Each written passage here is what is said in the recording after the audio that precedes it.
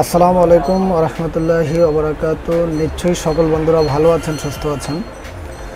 তো ভিউয়ার্স, এই মুহূর্তে আমার হাতে যেই ফোনটি দেখতেছেন, এই ফোনটি হচ্ছে গিয়ে নোকিয়া ব্র্যান্ডের RM হচ্ছে 1190 আর মডেল হচ্ছে 150।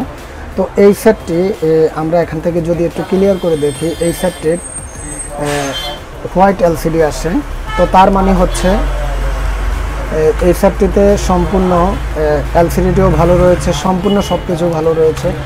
এই সেটটিতে হঠাৎ করেই হোয়াইট LCD আসে। তো আজকে আমরা দেখব আসলে LCD হোয়াইট হলে কিভাবে এটার সলিউশন করা লাগে বা কিভাবে এটার কাজ করা লাগে। তো আমি এটা নিয়ে অনেক রিসার্চ করেছিলাম, মাদারবোর্ড থেকে তার টেনেছিলাম বা বিভিন্ন সেক্টর অনেকগুলো সাইট থেকে এটাকে আমি দেখেছিলাম। এই সেটটি কমপ্লিটলি হচ্ছে না।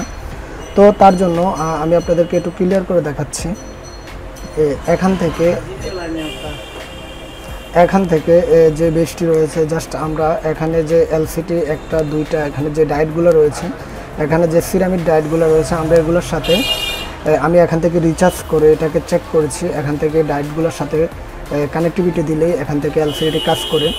তো ভিউয়ার্স, আমি বিগত আধা ঘন্টা 1 ঘন্টা থেকে এই ফোনটিকে ট্রাই করার পর কীভাবে এটার LCD সলিউশনটা করা যায়, তো কেন জানি মনে হলো আসলে আমরা যারা মোবাইল সেকশানে কাজ করি বা GSM সেকশনের মধ্যে কাজ করি, আমার এই ভিডিওটি আজকে আপনাদের জন্য অবশ্যই অনেক হেল্পফুল হবে। তো ভিউয়ার্স, আমি এখান থেকে বাকি কাজটা করে নিই, তারপরে আমি আবার আপনাদের সাথে অ্যাড হচ্ছি। তো এভরিওয়ান, আমরা একটু আগে যে সেটটিকে দেখেছিলাম সম্পূর্ণ LCD হোয়াইট, তো এই সেটটি এখান থেকে এখনকার সম্পূর্ণ কমপ্লিট করে ফেলেছি।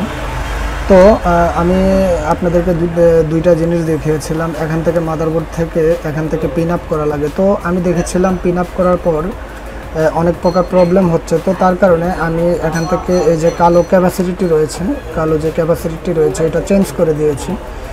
চেঞ্জ করার ফলে আমাদের এখান থেকে LCDটি এখনকার আমি আপনাদের সামনে আবার এই মুহূর্তে লাগিয়ে আমরা চেক করব আসলে আমাদের ফোনটি কমপ্লিটলি হয়েছে কিনা। তো আমি এখান থেকে ক্যাপাসিটি চেঞ্জ করার পর বা অনেক সময় আমি যেভাবে আপনাদেরকে দেখিয়েছিলাম, আমরা আসলে ওয়্যার দিয়ে আমরা এখান থেকে রিপেয়ারিংয়ের মাধ্যমে করতে পারি। তো ডাইরেক্টলি চেঞ্জ করার ফলে আমরা ডাইরেক্টলি হয়ে গিয়েছে। তো ভিউয়ার্স, আসলে যে ছোট ছোট কাজগুলো আমাদেরকে এভাবে করতে হবে আর এভাবে আমাদেরকে কাজের প্রতি অগ্রসর হতে হবে। সবাই ভালো থাকবেন, সুস্থ থাকবেন। ওকে, আল্লাহ হাফেজ।